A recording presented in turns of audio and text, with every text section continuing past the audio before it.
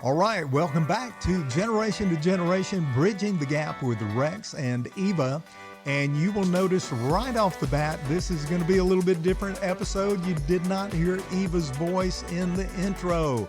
That's because this is a dad talk, and it's heart to heart from me to my daughter, father to daughter, and also just heart to heart from me to the audience, to the listeners. The special episode, Dad talking to daughter, and by extension, our listening audience. And hey, I got to tell you, I've been a little bit nervous about this one. We want this podcast to be very real, very open, transparent, authentic, all of that. And so we've really tried to keep the editing down to a minimum. We're not looking for a perfect product, but I do have some perfectionistic tendencies. If you're familiar with the DISC profile, I'm a C-D split right down the middle. The C is the analytical type, the D is the driver. But if you really put me in a tense situation, my C is going to come out. It's going to be more dominant. And how do you know that? Well, you can tell a C because their way is always the right way. All you got to do is ask me. I'll tell you how to do it right. And the more you press me, the more you put me under a deadline. Hey, I'm not looking for a lot of feedback. My way is right. That is the downfall of a C. And we constantly have to guard against that. But all that to say, I do have some perfectionistic tendencies. And because communication is extremely difficult, we all know that. Whether you're speaking from a stage, whether you're teaching a class, whether you're talking to your daughter or your child as a parent, communication, it's difficult. And our words, they need to be precise. I had an Army mentor that taught me this years ago. Matter of fact, I'm going to do a podcast episode on this. Words mean things. And we need to be precise in the words that we use. And a lot of times we're very flippant, especially in this culture. We're very flippant, very casual, very cavalier about the language that we use. And that does not lend itself to good communication. So anyway, all that to say, I've recorded this episode. This is the third attempt. The first time that I did it, I actually got a little bit emotional because there was a lot of emotion in the moment as I was trying to talk to Eva. And there were a couple of things that the way I phrased it, there was nothing wrong with the emotion at all. And I'm happy to share my emotions with people. Anybody that knows me knows that. I'm kind of an emotional and a sentimental creature. But it wasn't the emotion. There were a couple of things in reviewing the podcast. I thought, you know what? You could have just said that a little bit better. And matter of fact, just the way that particular phrase came out wasn't even right. So you need to redo it. And Eva was encouraging me, Dad, it doesn't need to be re-recorded. And I'm like, yeah, it does. Because again, there's always a better way to say things. I had another mentor that taught me that however you choose to say it, that's fine. But let's always work on the way that we are relaying information. And there's always a better way to say something. And I think that ought to be it. Just like we should be lifelong learners, we should strive to improve our communication ability all of our life. So anyway, that was the first one. Didn't like the first one, not because of the emotion, but just because there were a couple of things I thought you could have said that better. And then the second one, I think I said everything all right, but the emotion had kind of dissipated, so to speak. And I'm like, bro, you don't have enough energy in that. And I was evaluating it against when I'm on the podcast with Eva or with Mom, and those just by nature are much more energetic. So when you've got a soul speaker like you've got today, I'm very aware of the fact, brother, you got to bring some extra energy and you got to be excited about this. It does not have to be emotional, but just kind of sharing my heart with you. Hey, here we go. Third recording. I hope this is the one. It's got to be the one because I just don't have the time to re-record this a fourth time. But I do want to say this about it. That's one of the reasons Eva is not on this morning is because I just told her to take a break. Man, we're in the middle of finals. She just completed her junior thesis, which is an oral presentation followed by questions, just like a master's program in college. I had to defend my master's thesis, and that was kind of intimidating when you're talking to a bunch of academic experts on a subject, and you know that you've got to do a 30-minute presentation, and then they're going to come back with all of these questions to make you defend what you just said. So anyway, I love it that Eva's school starts them early in that process. So she just did her junior thesis. She's really excited about working on her senior thesis for next year, but it really teaches them how to think, not what to think, but how to think, how to respond to people, how to convey thoughts properly. And again, that's all part of communication. But anyway, all that to say, I just told her, hey, take a break this week because you've got finals, finished up the presentation. And in all honesty, everyone, the podcast has added a little bit of an extra, I don't want to even say stress. It's just an extra variable in our own schedule. You know, mom and dad have work obligations. We've got social obligations. Eva's got babysitting obligations. That's what she does to earn income. She nannies for a couple of families multiple times a week. And then she fills that in, babysits for about 6 different families here in our area. And they love her just because the level of maturity that she brings to that process. She loves those kids, invest in those kids. So anyway, you put all that together, her schedule, our schedule, all the stuff, living life, just like you guys are. And then you throw a podcast in the middle of it. Hey, let's figure out how to do a daddy-daughter podcast. Yeah, that sounds like fun. And it has been. We've embraced the process. We're learning, how to do things. And again, we are reviewing how to sync video files with audio and the best way to do that, the different platforms. And I thrive on that kind of thing. I enjoy learning new things, especially in this tech-driven culture. I'm always looking for a different aspect. Hey, what can I learn today? And so that piece of it has been fun for Eva and I, gives us something else to do together. And you guys know we brought mom into it. That's been really fun. So just learning a lot, but we've also developed a little bit of tension. And that's basically what today's, the big topic is perspective. I'm going to get to it in a second. But what we realized is because we do have different perspectives on life, Eva's in the beginning stages of her life. Let's face it, I'm in the ending stages of my life. And that brings different perspectives. It brings different priorities. It brings different subjects in terms of what we want to talk about, what we're willing to talk about. And so in some of the discussions for planning out the next episodes, Eva and I just realized we have some tension in the way that we want to take the podcast. And we had to stop and talk about that and realize, hey, this truly is a 50-50 venture. We want this to be a full-on 50-50 give and take. I present some viewpoints. She presents some viewpoints. And just like we do in our small groups, we always say, hey, the leader should do no more than 30% of the talking. The group should do 70%. Well, that still kind of applies here. I don't want to do more than 30 to 50% of the talking. I want Eva to have her 50%. Well, in order to do that, we've got to pick subjects that we're both comfortable with, that we feel like we're adding value to the conversation, not only to each other, but to the listening audience. So we've had this big discussion over life perspective, over what we're comfortable talking with. And hey, here's a part of perspective. I'm very comfortable talking about anything at this stage in my life. Hey, my life's in the books, y'all. And that's not a downer, but I've had 3 careers. I've had 3 very successful careers. I have a very extensive resume and I'm very proud of it.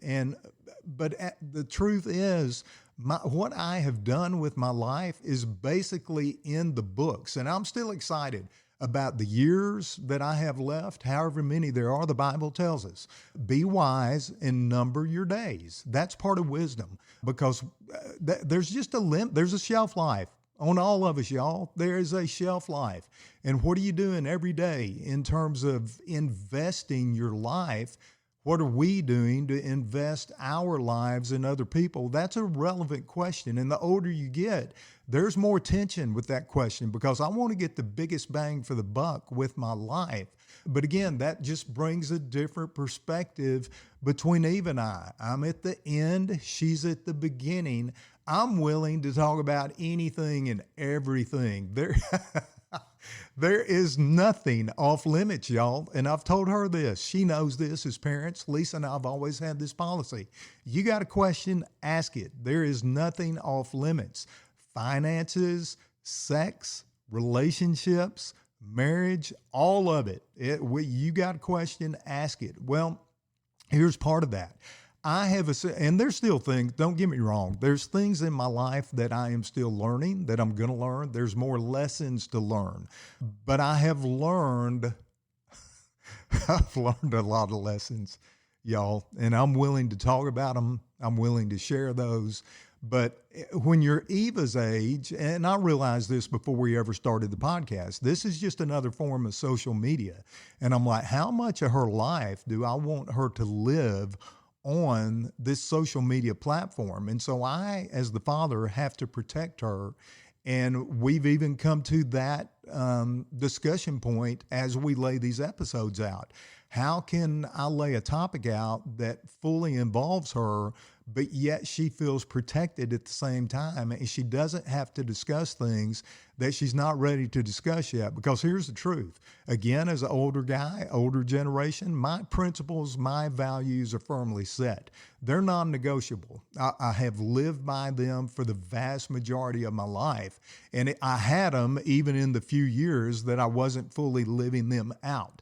Let me say that again.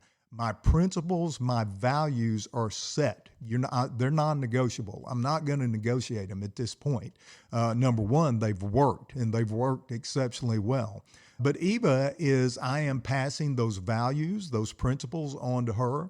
She is assimilating those into her life. She is still processing those, but she's still processing life experiences and lessons learned. And as she's processing, she doesn't want to talk about everything, nor should she feel the obligation to. And so I, as the older generation and the dad in the equation, I have to be very sensitive to that in the things that we choose to talk about to make sure that, number one, she feels fully engaged, but number two, she feels fully protected, not necessarily in that order, really reverse order. She feels fully protected first and then feels fully engaged. So that's a long way to tell you guys that we are just like any other normal family. We have our struggles, our tensions, our moments, and we've had those with the podcast. But hey, we embrace it. We're enjoying it, love it actually, because it just helps me process things as an older generation person. How do I continue to relate to my daughter? How do I continue to relate to the listeners? We're still trying to figure out who is it that's listening. What's the age group that we're talking to at this point? We want to talk to parents. We want to talk to teenagers. We want to talk to both generations, but I'm not even going to make any speculations about who the largest part of our audience is at this point. We're looking at metrics. I think Lisa just told me we're in 11 states. We've got listeners in Germany, Belgium. I don't even know how that's possible, y'all, but social media, the internet age, it's crazy. So let's talk about this thing perspective. I go into, and I want to try to really do this episode in 30 minutes. So we got about 15 more. That was a long introduction, y'all, but it's okay. I have settled in at this point, and I think we're going to make a good recording. Number 3 is it. So I have the privilege to teach at a local college, and one of the things I always tell those students is, hey, I have one thing that you don't have. As an older instructor, don't discount me. I'm a little bit, not a little bit, I'm a lot older than you are. You can see that. And so I'm always aware of the potential generational tension just based on age and the conclusions that people draw based on appearances. Let's face it. We all do it. Well, I try to address that head on, and I always make this statement. Hey, before we start this class, I have one thing and one thing only that you don't have. And it's not because I'm smarter, not because I'm wiser. It's just because I am older and have more experience. Does anyone care to tell me what that one thing is?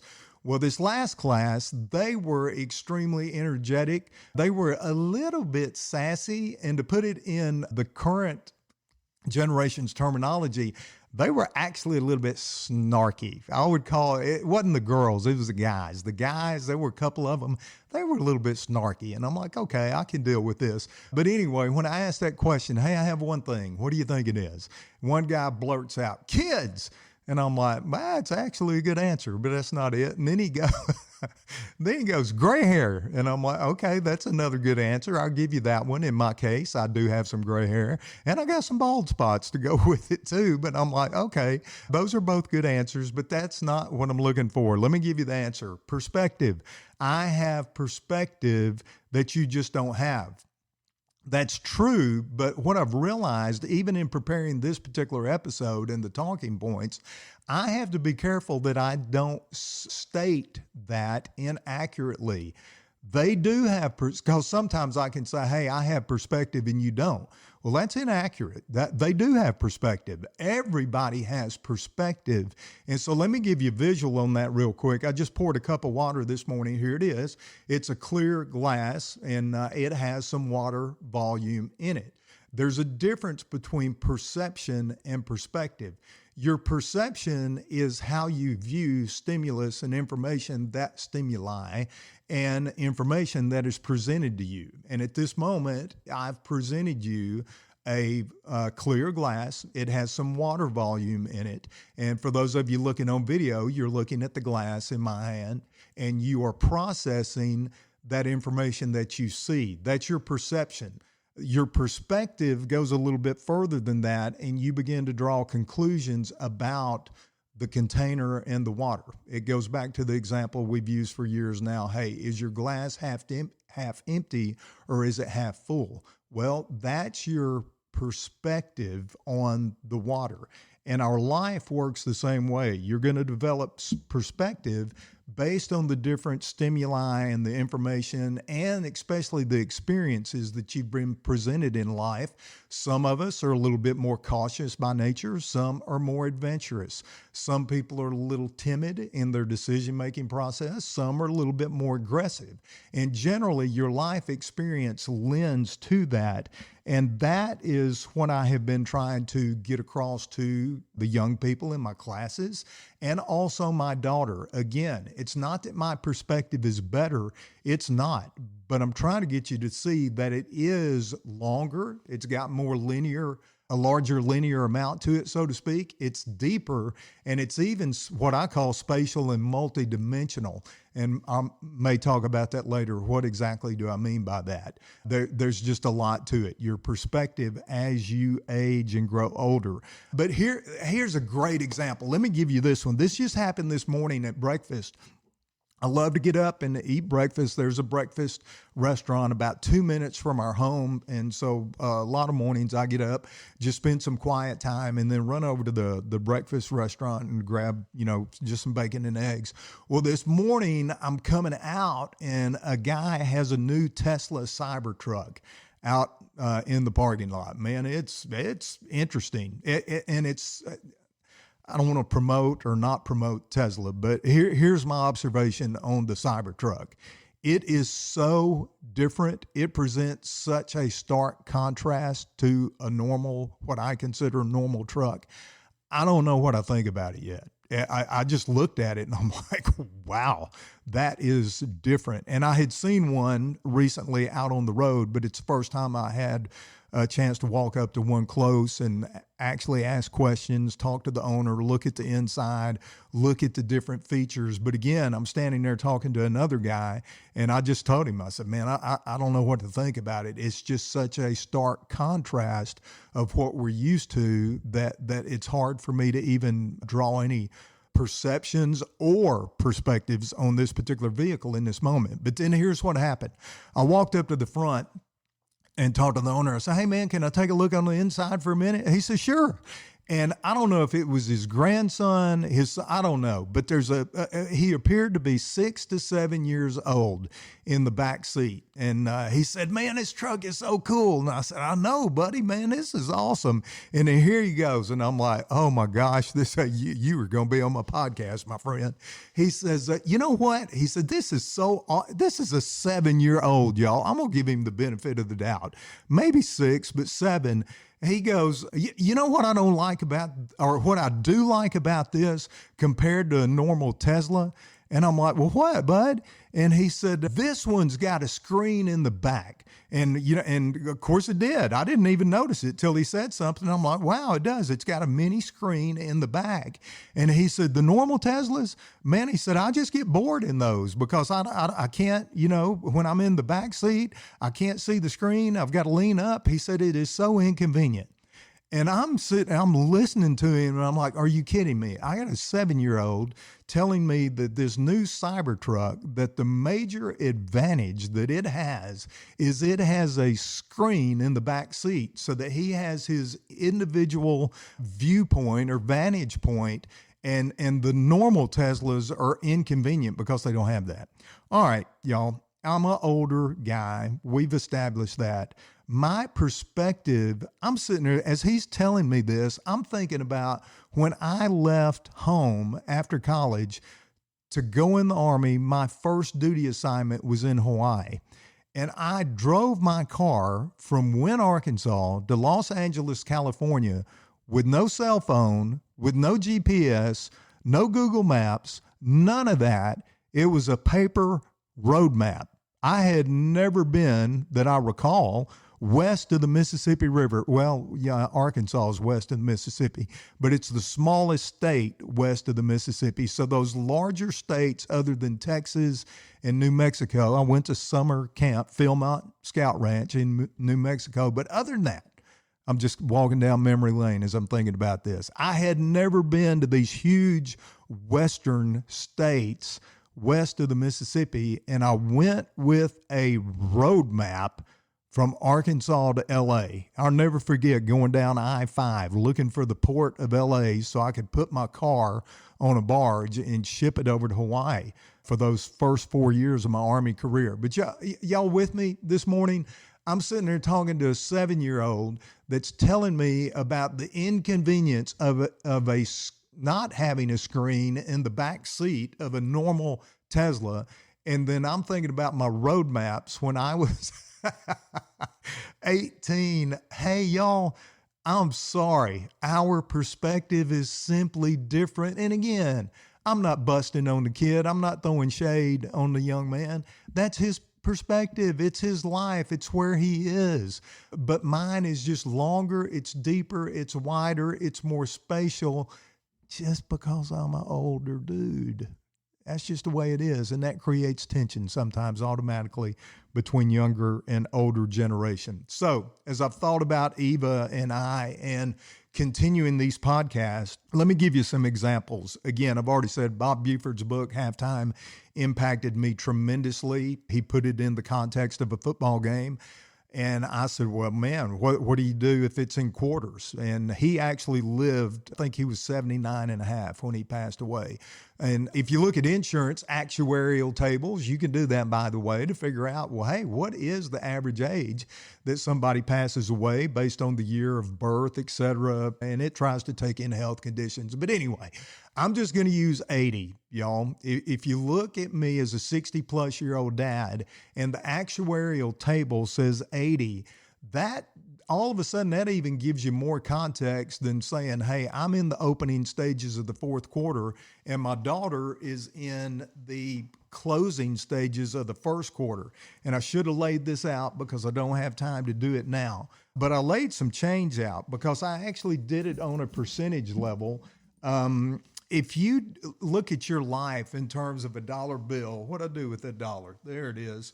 I've heard different examples over the course of my lifetime. Some people take a ruler and they say, hey, figure out where your life expectancy is and how much life you have left based on a ruler. Here's a 15-inch architectural ruler, by the way. Figure out where you are on the ruler. Another one I heard years ago that I really liked is, hey, figure out how many weekends you have left. And every time you go into work on a Monday morning, take a marble, put a bunch of marbles in that put them in a jar, represents the amount of weekends you have left. And every time you go in Monday morning, you take a marble out. And as you begin to see those marbles disappear, it's just a metric, it's a benchmark, it's a point of reference for you to realize, hey, time is continuing to pass and I am running out of it and I better use it wisely. Well, recently, I've never done it before, but I looked at it on a percentage level, and you would think, as a guy with an accounting degree and worked 10 years as a financial analyst, that I would have done this before. Well, it kind of messed me up a little bit, to be honest about it. And I've really thought about it recently because I'm like, whoa, this is serious. All right.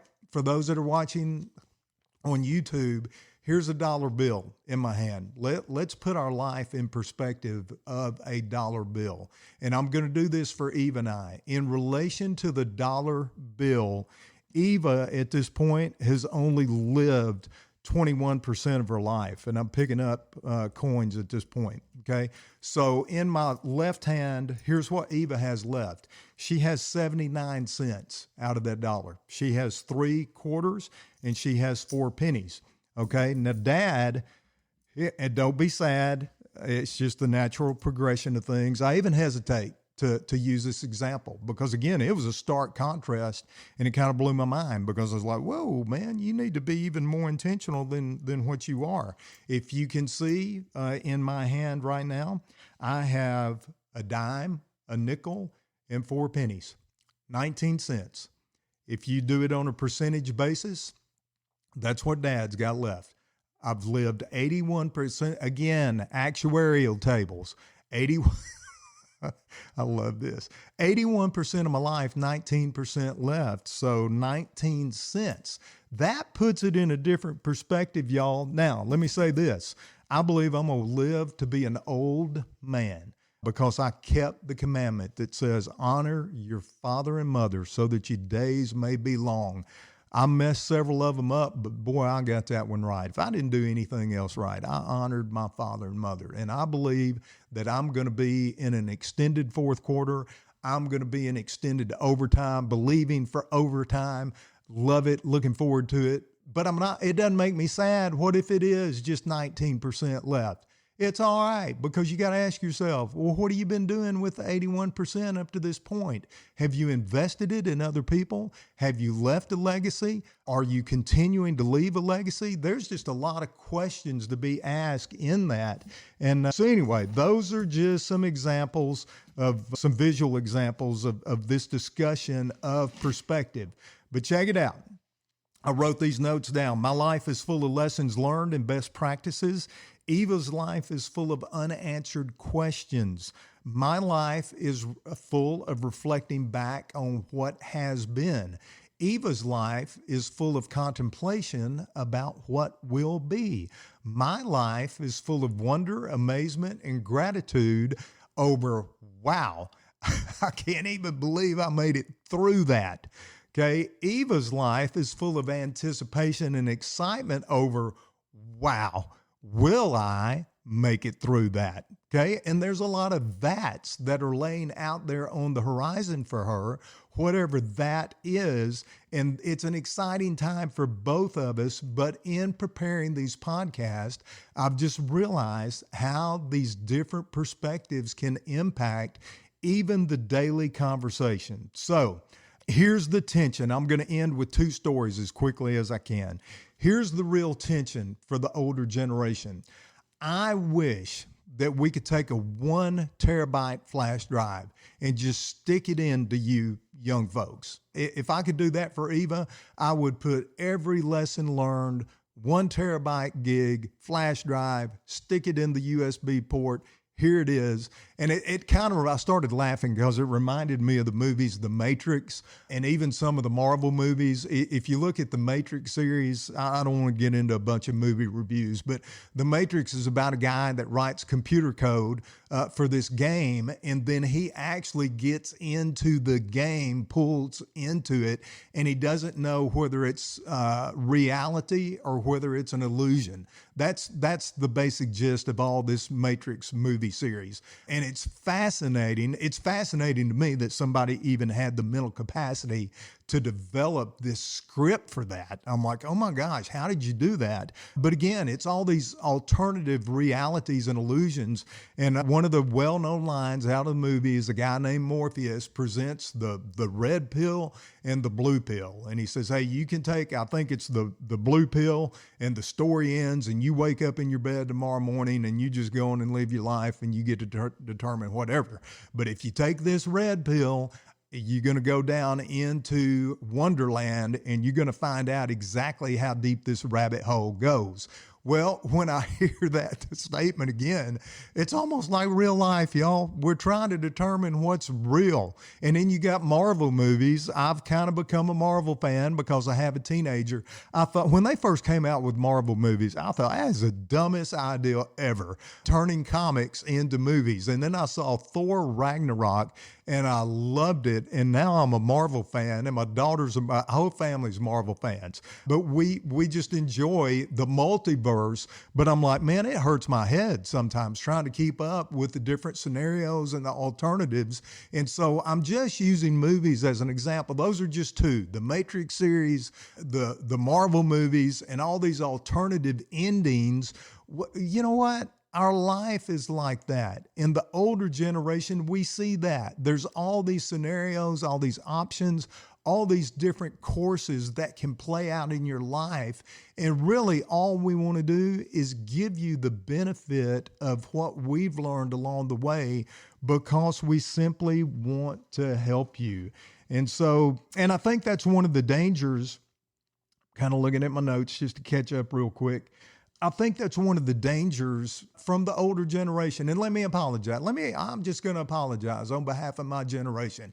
Younger folks, if we've ever made you feel that way, that we're trying to plug a 1 terabyte flash drive into your brain and download everything we know, everything we've ever learned, our intent, that's not our heart. It's not our intent. We don't want to do that.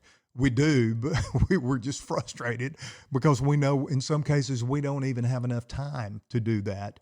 And that's part of the tension for us. So let me apologize, older generation to younger. If we've ever made you feel like we were just trying to do this big, massive data dump, that is not our heart. And as I was preparing this to re-record this episode, here it is. Let me give you something. I felt like the Holy Spirit, I'm sorry, y'all, but I'm really not. Again, I'm a pastor. I've told you we're going to try not to be teachy, preachy on these episodes, but I can't help it. I read the Bible every day. It's where I get the vast majority of my life wisdom. And even if you're not a Christian, I would recommend you read the Bible. It's the best-selling book of all time. And whether you believe what's in it or not, it's got some very helpful, practical advice. But as I was preparing this particular episode to re-record for the third time, I felt like God gave me this example out of Scripture. And it goes back to this point that I'm trying to make. Hey, we don't want to overload you. We don't want to just go into this big data dump. Jesus himself in John chapter 16, something that Christians call the Last Supper. He's getting ready to go to the cross. He's going to give his life for humanity. And he spends the Last Supper with his disciples. And he's basically doing a data dump with them. And he's telling them what's going to happen, what's to come. But John chapter 16, verse 12, Jesus says this: I have so much more to tell you, but you could not bear it. I felt like God reminded me of that scripture as I was getting ready to cut. Eva can't stand it when I say cut. When I say cut, if I say that by accident, it means record. For my generation. For your generation, it means get rid of it. And see, that's how hard communication is. We have words in our lingo that mean two totally different things. But as I was preparing to re-record this episode, I really felt like God and His Holy Spirit reminded me about that verse from Jesus. And I thought, wow, Jesus even experienced this tension. And He said, hey, you can't bear it because it's too much. And He was also explaining the Holy Spirit when He comes, that He will guide us into all truth and understanding. It's one of my favorite passages in Scripture. So again, just that's for somebody, don't know who it's for, but it is a real tension that we all experience. And so here's two things I'm going to close out. And let me give you another verse that I was reminded of. Very similar in Ephesians, it says, fathers, do not provoke your children to wrath. Well, what does that mean? Well, it means don't take a 1 terabyte flash drive and try to stick it in your kid's head. That's what it means. You're not going to find that in any commentary. I'm sorry, that Rex Davis commentary. Don't do that. We can't. They just can't bear it. It's too much. And so that's what that verse means. It's our job as parents to train them, to discipline them, to guide them, to guard them, but we can't do it in a harsh way. We can't do it to where it frustrates them and it makes them anxious. That's what that verse is saying. Fathers, and by extension mothers, don't provoke your children to wrath. Different interpretation is frustration. And one of the ways that we can provoke them to frustration is trying to give them all these lessons learned that it took us 60 plus years to learn, and we're trying to download it in 5 minutes. It doesn't work. So I hope that helps somebody.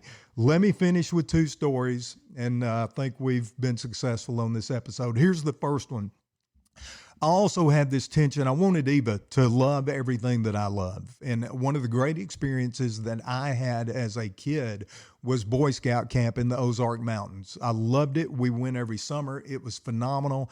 Talking campfires, 1 mile swim out in the lake, just open stars. We did skits by the campfire. We had this dining facility.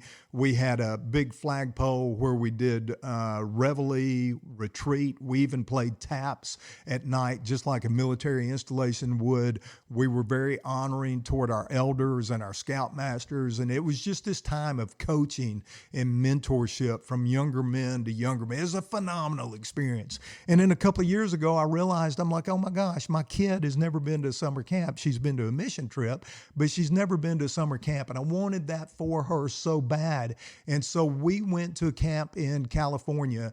And matter of fact, that may be our next episode. I'm going to ask her what she did and didn't like about that camp experience. But I was filled with so much anticipation for that trip because I wanted her to love even though it was a different camp, a different time. I just thought, man, I want my kid to love summer camp like I did. I want her to embrace it like I did. I want it to be as impactful and relevant for her as it was for me. Well, you know what? It was a great trip. We loved it. And again, I think it'd be a great episode. But she may not have loved that as much as I did. And parents, it's okay. They're not going to embrace the things that you and I embraced as much. They may embrace it a little bit, some. They may love it as much as we did, but probably not. And it's okay. So anyway, maybe we'll come back and talk about summer camp. Here's what I'm going to close out with. And I've taken almost 40 minutes to tell you what I really want to tell you. And here's what it is. My dad was a safe place for me. I love my dad. My mom and dad were tremendous. We talked about that. But my dad and I had a special, special bond. We would sit up by the fireplace sometimes until 2:30, 3:30 in the morning. It was not unusual. We just shared our lives together. And the older I got, the older he got, I asked more questions. There was this big give and take, and he would ask me things about my career and what I was learning, and then he would try to put that into context in terms of his life. It was just a really neat relationship. And so I sold that property several years ago because I knew I was not going to go back to there. My life is in Alabama now. And I just knew I was not going to farm for the long term. So there was a farm involved, a house involved. So I sold it. Well, it got hit by a tornado. Our hometown got hit by a tornado last year. And so I went back. I just wanted to see the house. And all that was left was the foundation and a few bricks. That's it. And as I'm standing there looking at it, I picked up a brick and I thought, you know what? I'm going to put this brick in the truck and take it home with me, and I'm going to put it on my desk. And just as a little reminder of all the things that happened on this property and at this house. And as I was standing there, I thought, don't you dare put the brick back down on the ground. You don't need a brick. It wasn't the house. It wasn't the property. It wasn't the fireplace. It wasn't the chairs that you sat in. It was your dad. And you have those conversations in your heart, and you don't need a brick to remind you of all the conversations that you had, how tremendous the relationship was, and the fact that your dad was a safe place. That you thought it was the house. Maybe you even thought it was, and I love going back. Don't get me wrong. I love going back to Arkansas. It's part of who I am. It's part of my upbringing. I love those people. It was a great community.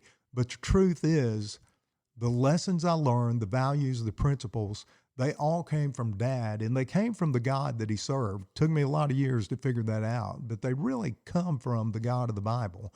And Dad was a safe place. And so as I've continued to live my life, again, I've taken a little bit of time now to make really one big point. Hey, older generation, those of you that are listening, maybe your parents, maybe your grandparents that are raising kids. I don't know. You could be raising teenagers for various reasons. But maybe our job at this point in our life is to simply invest it into others. I've got a great resume. I'm very happy with what I've accomplished in my life, and I look forward to accomplishing some more things. But the older I've gotten, especially in this phase, I really truly believe, I said earlier, hey, your perspective, it not only grows linear, but it grows deeper and wider, and it grows multidimensional and spatial. And what I mean by that is you start to think outside of yourself. Let me say that again. You start to think outside of yourself, and you really begin to think about eternity and thinking about, hey, well, what I do or what I'm doing, is it going to show up in heaven? And is it going to make a difference in somebody's life today? And so that's what I want to leave our older generation with. Let's be a safe place. Just like my dad was. Hey, we don't know it all. Younger generation, I'm talking to you now. We don't know it all, but our perspective is very different from yours just based on the experiences that we have. And when we get overzealous, so to speak, about sharing our life experience, please forgive us, because our desire is to just help you navigate the path that's in front of you. I call that being a bridge builder. That's our heart. That's our desire, is to help you navigate the journey ahead. It's not to tell you about all these big life lessons we learned. Yeah, that's part of it. But we want to help you along the way. So please forgive us when we get overzealous. And I would encourage you to listen to each other, parents, teenagers, whoever our audience is at this point. Always be willing to talk from generation to generation. Hey, if you enjoyed our episode, make sure to follow us wherever you listen to podcasts and leave a review, because it helps people who don't know about us hear our message. And if you want to follow us on our socials, follow us at G2G_podcast on Instagram and Generation to Generation on Facebook.